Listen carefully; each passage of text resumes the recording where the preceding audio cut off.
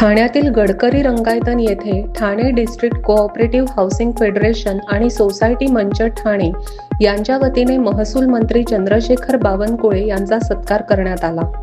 सत्कार समारंभानंतर पत्रकारांशी संवाद साधताना बावनकुळे यांनी राज्यभर राबवण्यात येत असलेल्या छत्रपती शिवाजी महाराज महसूल अभियान अंतर्गत 76,000 कुटुंबांना विविध शासकीय योजनांचा लाभ देण्याचा प्रयत्न सुरू असल्याचे सांगितले।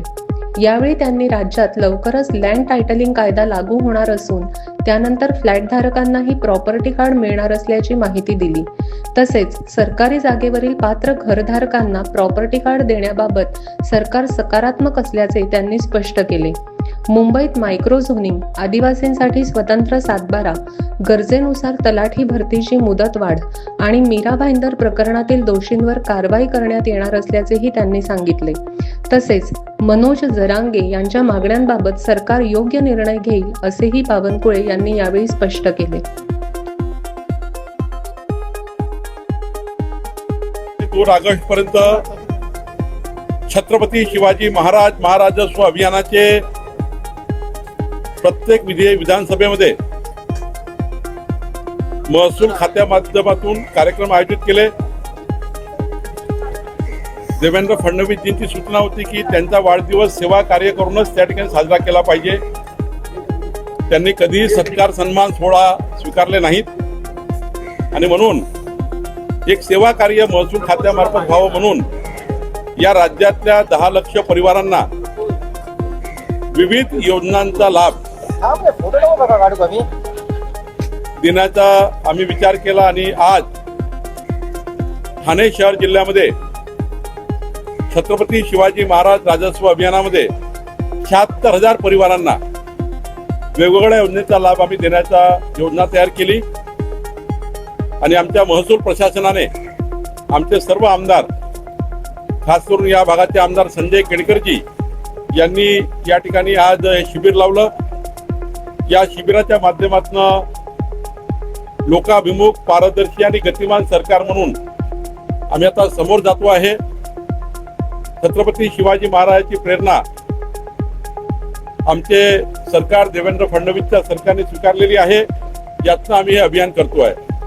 सोबतच आज जिल्हाधिकारी कार्यालयामध्ये जे महसूल खात्याचे आम्ही निर्णय घेतले त्याबद्दलची एक बैठक आयोजित केलेली आहे।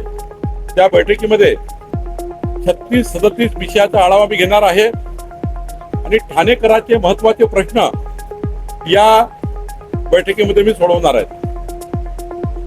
या ठिकाणी लवकरच महाराष्ट्रामध्ये लँड टायटलिंग ऍक्ट हेतू आहे, व्हर्टिकल प्रॉपर्टी कार्डचा ऍक्ट हेतू आहे। ठाणे शहर जिल्ह्यामध्ये जेवढे इमारती आहेत 15/10/2024 पूर्वी जे घर झाले आहेत, तुकडेबंदी कायदा हटवल्यामुळं त्या सर्व घरांना स्वामित्व देण्याची योजना आम्ही तयार केली। व्हर्टिकल प्रॉपर्टी कार्ड आल्यानंतर, हा कायदा आल्यानंतर ठाणे जिल्ह्याच्या उंच इमारतीमध्ये राहणाऱ्या प्रत्येक फ्लॅट धारकाला त्यांच्या हक्काचं प्रॉपर्टी कार्ड मिळणार आहे। एक हा निर्णय आम्ही या ठिकाणी करतो आहे आणि सोबतच या ठिकाणी लँड टायटलिंग कायदा आम्ही आणतो आहे। निश्चितपणे ठाणे शहर जिल्ह्यामधल्या जेवढ्या काही जमीन विषयक या ठिकाणी अडचणी आहेत त्या सोडवण्याचा प्रयत्न आम्ही करणार आहे।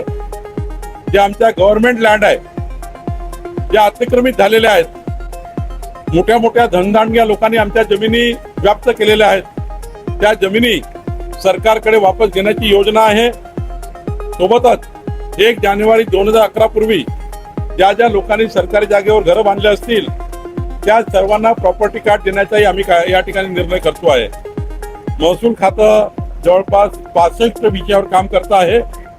आमचं सरकार, देवेंद्र फडणवीसचं सरकार हे मजबूतीनं जनतेची प्रॉपर्टी, महाराष्ट्राच्या 14 कोटी जनतेची प्रॉपर्टी निश्चित करून देण्याचा विचार करते आहे।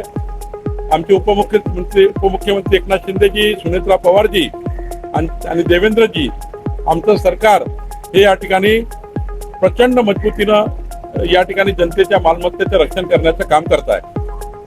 मायक्रो झोनिंग जे आहे ते सुरू आहे मुंबईच्या त्याच्या संदर्भात सांगा, नागरिकांना काय फायदा होणार? आमचा नोंदणी मुद्रांक विभाग मायक्रो झोनिंगचा कायदा आणता आहे, सुरू झालेला आहे।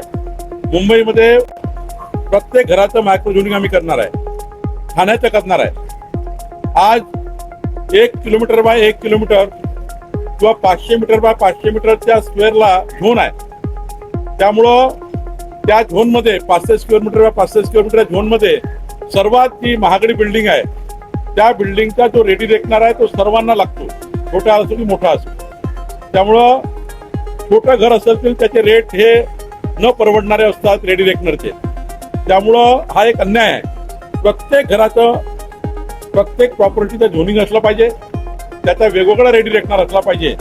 हा विचार सरकारने केला आहे आणि हा ऐतिहासिक निर्णय देवेंद्र फडणवीस सरकारने केला की प्रत्येक घरांचं झोनिंग, प्रत्येक घराचं सीटीएस त्यांचा वेगळा रेडी रेकनर हा होणार असल्यामुळं आता जे अव्वाच्या सव्वा रेट गरीब माणसाला लागायचे, त्याच्या प्रॉपर्टी लागायचे, ते लागणार नाही.